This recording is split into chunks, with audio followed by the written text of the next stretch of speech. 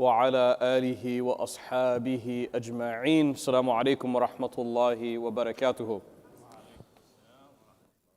So, inshallah, starting tonight with a little bit of an announcement.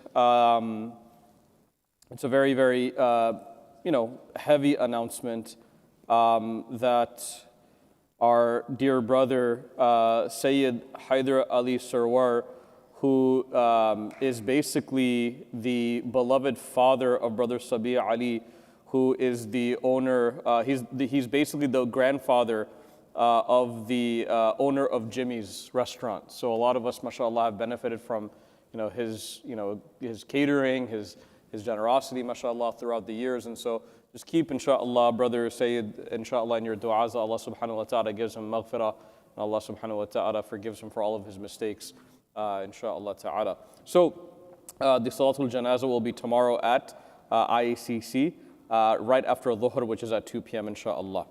So inshallah, we'll go ahead and get started with the hadith, inshallah. This is hadith number 12 of the Prophet Muhammad sallallahu alayhi wasallam in the 40 hadith of Imam Nawawi rahimahullah.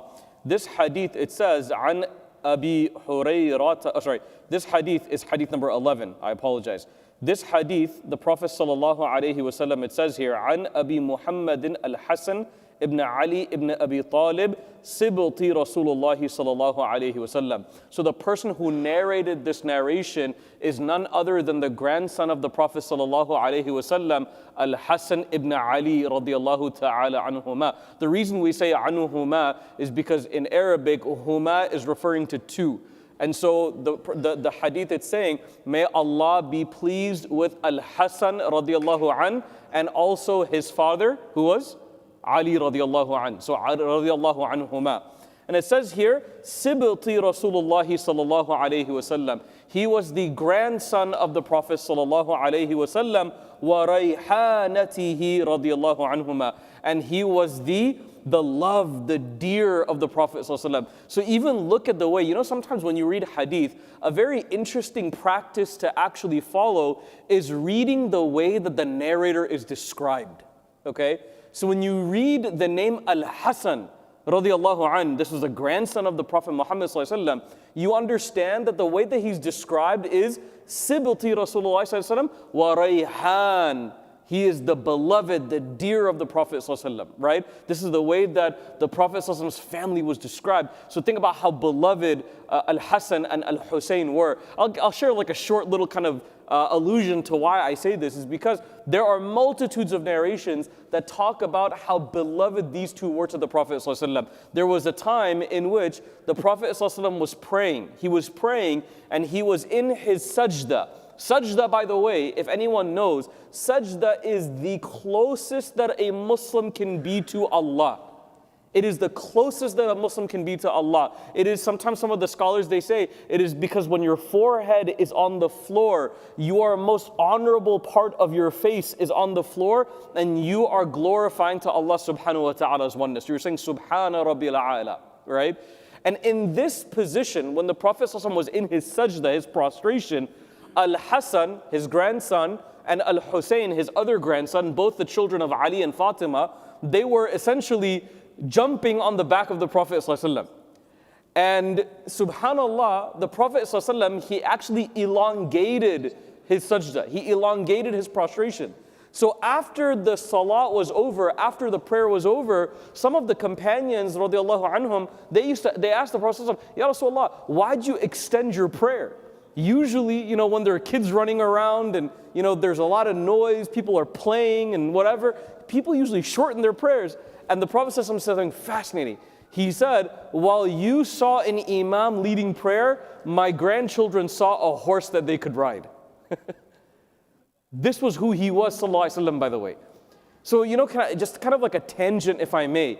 When we see kids running around the masjid, of course, there's decorum, there's adab, there's akhlaq when it comes to the masjid. Mufti Sajid talks about it every single Wednesday night. But at the same time, if we want our places of worship to be alive, there should always be the laughter of children ringing through the halls. I will tell you this.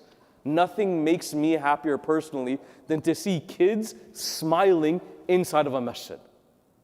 That means their hearts are attached.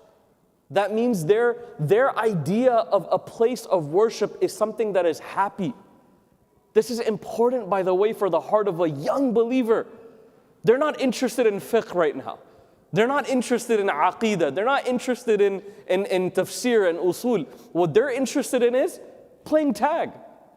And as long as it's within reasonable measure, let them play.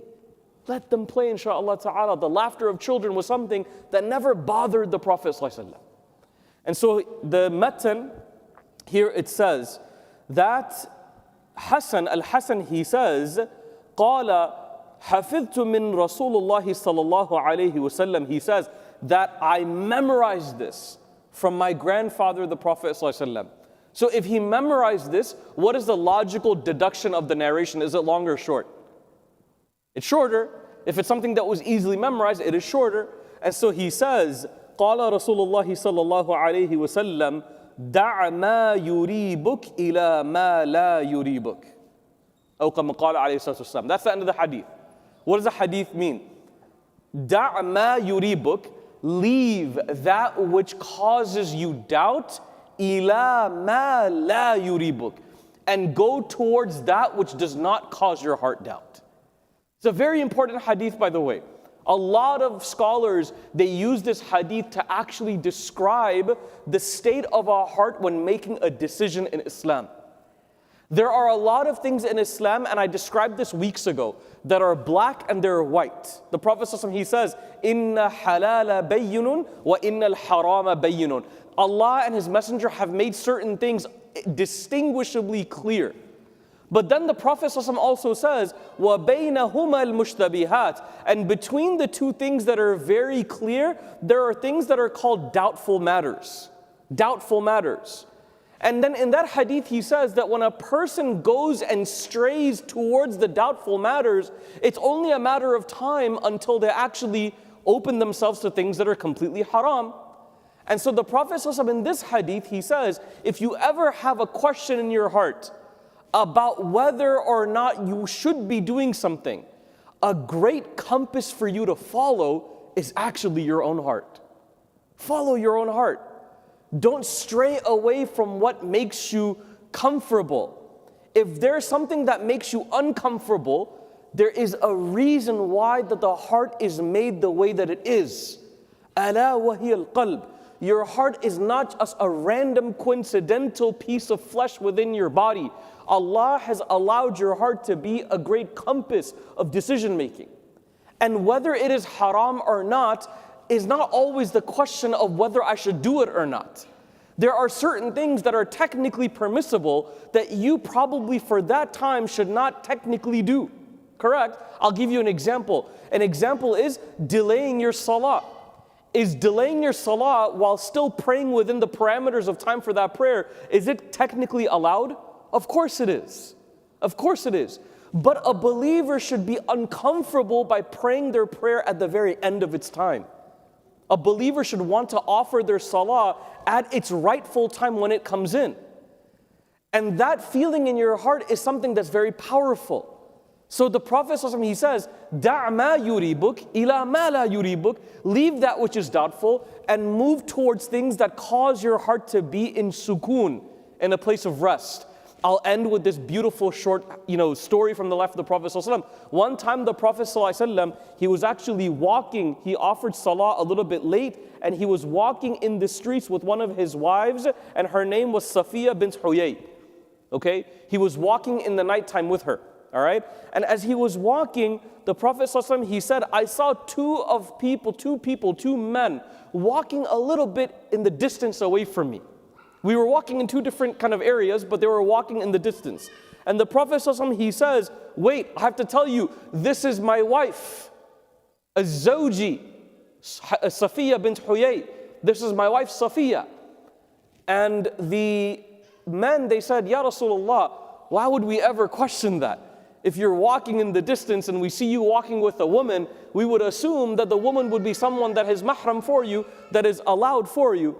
And then the Prophet ﷺ, he says something very powerful. He says, indeed, shaitan flows through the veins of Adam alayhi salam like blood. So I feared that he may have cast something in your heart.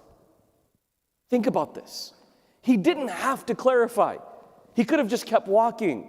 But what he did was that he clarified something that could have potentially been doubtful. Now, there's a fine line here. Islam also does not promote a person being almost, as you would say, OCD. Oh, did I make wudu? Did I not make wudu? Because there's also a ruling that says, and I'll be very honest with you, and this is a ruling that people should actually memorize. And the Arabic of the ruling is, al-yaqeen la yazulu bishak. What it means in English is that certainty, al-yaqeen, conviction, la yazulu bishak. It's not undone by doubt. So I'll give you an example. If I wake up in the morning and I know that I made wudu for Fajr, and time passes by and I reach the time of Dhuhr, or let's say, for example, in the winter time it's like 12:30 or 1 o'clock or something like that.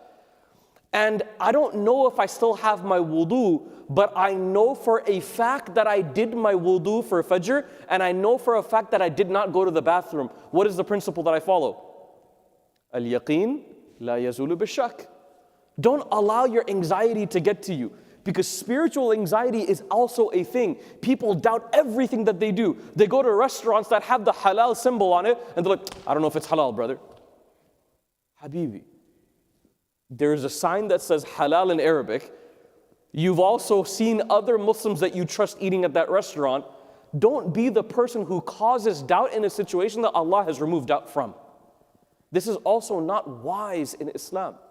And this idea is called wara'. Wara' in Arabic, it means to be cautious, but not to be oppressive.